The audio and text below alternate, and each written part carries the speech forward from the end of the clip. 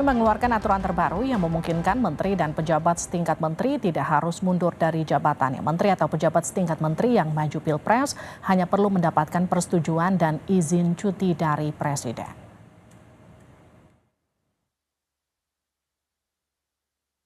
Presiden Jokowi mengeluarkan aturan terbaru mengenai aturan cuti bagi pejabat yang menjadi peserta pemilu 2024. Aturan tersebut tercantum dalam Peraturan Pemerintah Nomor 53 Tahun 2023 tentang perubahan atas Peraturan Pemerintah Nomor 32 Tahun 2018 tentang tata cara pengunduran diri dalam pencalonan anggota DPR, DPD, DPRD, Presiden dan Wakil Presiden, permintaan izin dalam pencalonan Presiden dan Wakil Presiden, serta cuti dalam pelaksanaan kampanye pemilihan umum. PP nomor 53 tahun 2023 itu ditekan Presiden Jokowi di Jakarta pada 21 November lalu. Dalam aturan baru ini, menteri atau pejabat setingkat menteri tidak perlu mundur ketika maju pilpres dan harus mendapatkan persetujuan dan izin cuti dari presiden.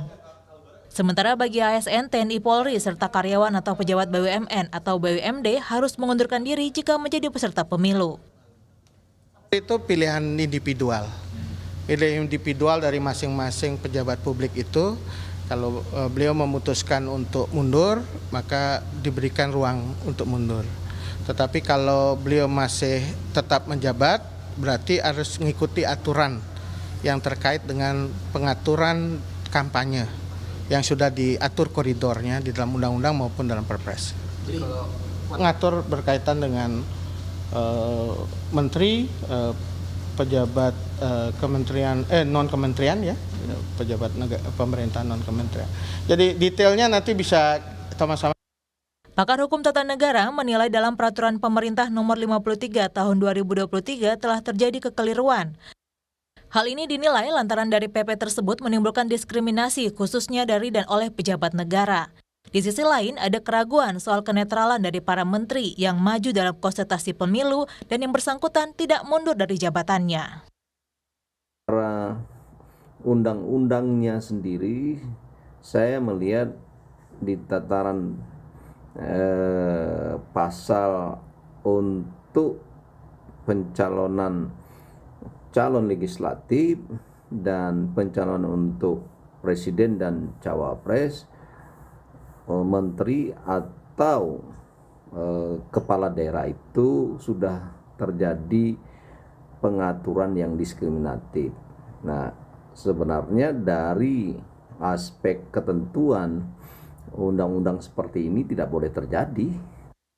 Dalam PP nomor 32 tahun 2018 pasal 18 Ayat 1 berbunyi, pejabat negara yang dicalonkan oleh partai politik atau gabungan partai politik peserta pemilihan umum sebagai calon presiden atau calon wakil presiden harus mengundurkan diri dari jabatannya, kecuali presiden, wakil presiden, pimpinan dan anggota Majelis Permusyawaratan Rakyat, pimpinan dan anggota DPR, pimpinan dan anggota DPD, gubernur, wakil gubernur, bupati, wakil bupati, wali kota dan wakil wali kota.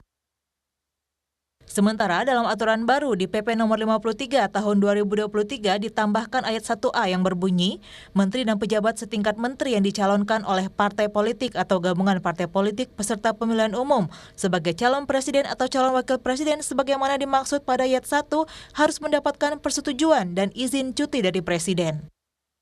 Keputusan Jokowi mengeluarkan PP nomor 53 tahun 2023 menuai polemik, terutama aturan yang dibuat mendekati masa kampanye pemilu 2024. Masa kampanye pemilihan umum 2024 akan berlangsung mulai besok 28 November 2023 hingga 10 Februari 2024 mendatang. Tim Liputan Kompas TV. Haji Mahfud MD. Benarkah aturan baru Jokowi soal aturan cuti kampanye ini keliru dan menguntungkan menteri yang ikut pilpres? Kita bahas bersama tenaga ahli utama kantor staf presiden, Theo Fransus Litai, juga ada Ferry Amsari, pakar hukum tata negara dari Universitas Andalas. Saya ke Pak Theo dulu. Pak Theo, jadi ini dinilai diskriminatif. Benarkah aturan baru Jokowi ini menguntungkan menteri yang kini maju pilpres?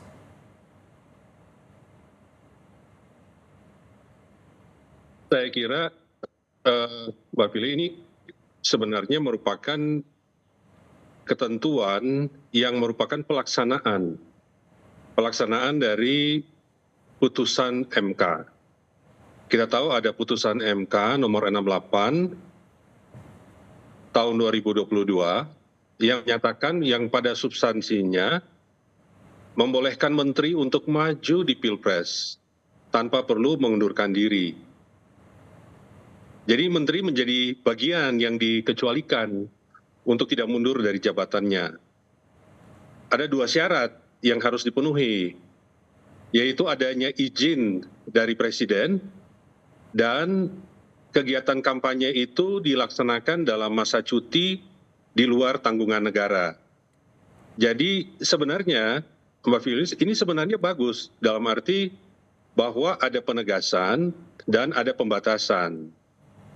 Jadi secara regulatif ini memberikan satu kejelasan. Oke, saya ke Pak Ferry. Pak Ferry, komentar Anda soal PP 53, Menteri nggak perlu mundur?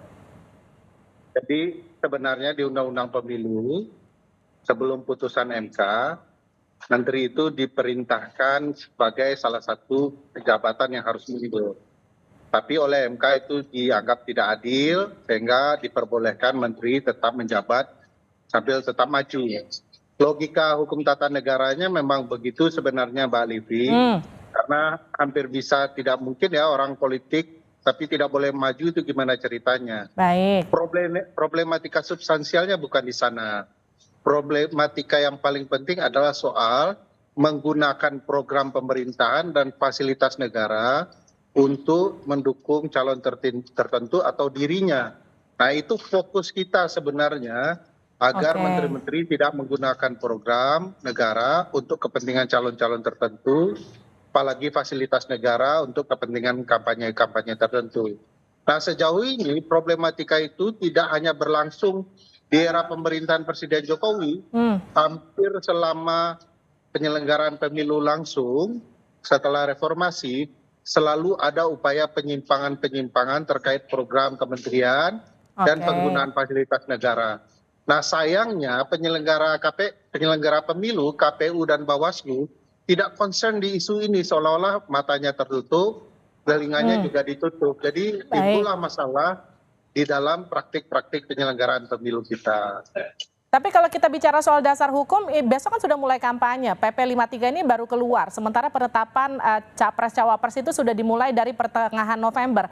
Ini pakai dasar hukum yang mana, Pak Ferry? Jadi kalau pakai logika ilmu perundang-undangan, setelah MK memperbolehkan, karena tafsirnya adalah tafsir undang-undang, maka putusan itu mengisi kekosongan undang-undang. Dan PP sebagaimana lazimnya konsep ilmu perundang-undangan adalah peraturan pelaksana dari ketentuan undang-undang. Jadi setelah undang-undang diubah melalui putusan MK, inilah peraturan pelaksananya. Jadi dasar untuk pelaksananya. Apakah putusan MK itu mengikat? Ya mengikat. Tanpa ada peraturan pelaksana ini juga tetap akan dibolehkan. Tapi peraturan pelaksana ini menjadi aturan teknis agar kemudian menteri-menteri ketika melakukan kampanye, dia mempertimbangkan aturan-aturan teknis yang sudah digariskan di dalam PP ini. Misalnya ketika dia mau cuti atau mau kampanye, itu diatur sedemikian rupa agar tidak ada timbul kehilangan tanggung jawab atau kekosongan penyelenggaraan pemerintah. Jadi itu ya. Baik, saya ke Pak Teo. Pak Teo, soal tadi yang sempat disinggung Pak Ferry, soal rentannya kemudian penyalahgunaan fasilitas negara, terus kemudian penyalahgunaan wewenang yang kemudian mungkin saja bisa terjadi di pemilu kali ini. Bagaimana kemudian pemerintah mengatur ini? Ini sudah diatur secara jelas dalam undang-undang, Pak Billy. Jadi sebenarnya mekanisme pengawasan pemilu itu sudah jelas dalam undang-undang, lembaganya juga sudah ada. Mekanisme penyelesaian pelaporan dan penyelesaian masalahnya juga sudah ada, bahkan Satgas Gabungan Penegakan Hukum itu juga sudah terbentuk dan berjalan. Oleh karena itu sebenarnya tinggal dilaksanakan bila memang ada ditemukan hal-hal yang berkaitan dengan pelanggaran undang-undang pemilu. Nah, sementara berkaitan dengan PP 53 2023 ini kita perlu melihat bahwa dia sifatnya melengkapi, Mbak. Jadi dia melengkapi mekanisme untuk pengajuan cuti itu. Ya, karena putusan MK-nya mengatur bahwa kampanye dibolehkan menjabat sebagai menteri namun itu harus ada izin dan kemudian dilaksanakan dalam masa cuti di luar tanggungan negara, maka demikian perlu ada mekanisme untuk mengaturnya. Nah, PP ini mengatur dari sisi pemerintah. Sementara dari sisi penyelenggara pemilu sendiri, itu KPU sudah membuat peraturan pencalonan dalam PKPU nomor 19 tahun 2023 yang intinya bahwa ada pengecualian untuk tidak mundur atas pejabat negara, termasuk menteri. Jadi sebenarnya kekhawatiran tadi soal besok sudah mau kampanye itu sebenarnya sudah jelas karena dalam PKPU nomor 19 itu sudah ada. Pak Theo, mungkin secara hukum nggak ada masalah, tapi kan kalau kita bicara di tahun politik, semua pasti apapun ditarik ke ranah politik. Ketika kemudian PP 53 diterbitkan jelang masa kampanye, ada kemudian anak presiden di sana yang ikut berkontestasi, ada Menhan di sana, ada kemudian Menko Polhukam di sana. Bagaimana kemudian memisahkan antara urusan politik dengan apa yang kemudian sedang memang sudah jadi kewajiban pemerintah untuk kemudian melaksanakan pemilu yang jujur dan juga adil? Saya kira di dalam konteks ini kita bisa melihat bahwa di dalam semua pasangan calon itu kan ada unsur partai pendukung yang merupakan bagian dari koalisi pemerintah. Oleh karena itu bahwa ada peran dari para menteri atau pejabat tinggi dari partai politik yang terkait dalam koalisi pemerintah tentu tidak bisa dihindari, dan oleh karena itu PP 53 2023 ini memberikan ruang untuk bisa menata akses kampanye bisa berjalan, dan ini dibatasi sebenarnya. Dengan PP 53 ini ada pembatasan ini Mbak sebenarnya, bahwa dia hanya melakukan kampanye satu kali dalam hari kerja di dalam 1 minggu. Sementara kampanye lain, kegiatan kampanye lain yang tanpa perlu melakukan cuti itu di hari libur itu dibolehkan.